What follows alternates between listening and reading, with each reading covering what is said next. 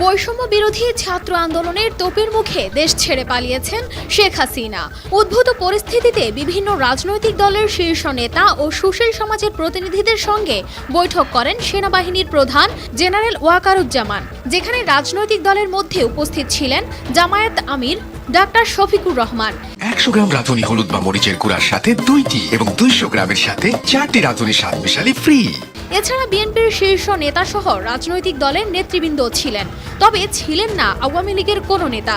বৈঠক শেষে এক প্রশ্নের জবাবে একথা জানান সেনাপ্রধান। এখানে আওয়ামী লীগের কেউ ছিল না। এর আগে কোটা সংস্কার ও পরবর্তী অসহযোগ আন্দোলন ঘিরে নিহত ছাত্র জনতার প্রতিবাদে গোটা দেশ যখন উত্তাল, ঠিক সে সময় এক প্রজ্ঞাপনে বাংলাদেশ জামায়াত ইসলামীকে নিষিদ্ধ করে সরকার। 1 আগস্ট স্বরাষ্ট্র মন্ত্রণালয়ের জননিরাপত্তা বিভাগ থেকে এ সংক্রান্ত প্রজ্ঞাপন জারি করা হয়। ঘটনার 4 দিন না যেতেই এবার জামায়াত আমির জায়গা করে নিলেন অন্তর্বর্তী সরকার গঠনে নিয়ে সেনা প্রধানের বৈঠকে।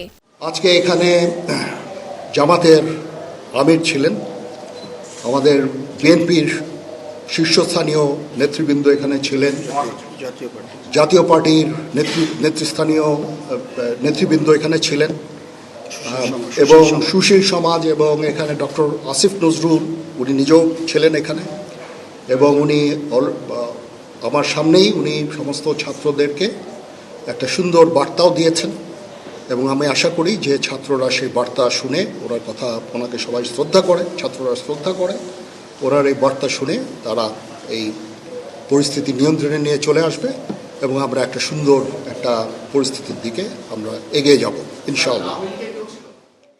বৈঠক শেষে জাতির উদ্দেশ্যে সংক্ষিপ্ত ভাষণ দিয়েছেন সেনাপ্রধান। কোন কোন রাজনৈতিক দলের সঙ্গে বৈঠক করেছেন সাংবাদিকদের এমন প্রশ্নের জবাবে সেনাপ্রধান বলেন, বিএনপি, জাতীয় পার্টি ও জামায়াতে ইসলামীর সঙ্গে বৈঠক হয়েছে। বৈঠকে ছিলেন ঢাবি শিক্ষক আসিফ নজরুল ও গণসংহতি আন্দোলনের প্রধান সমন্বয়কারী জোনায়েদ সাকিও।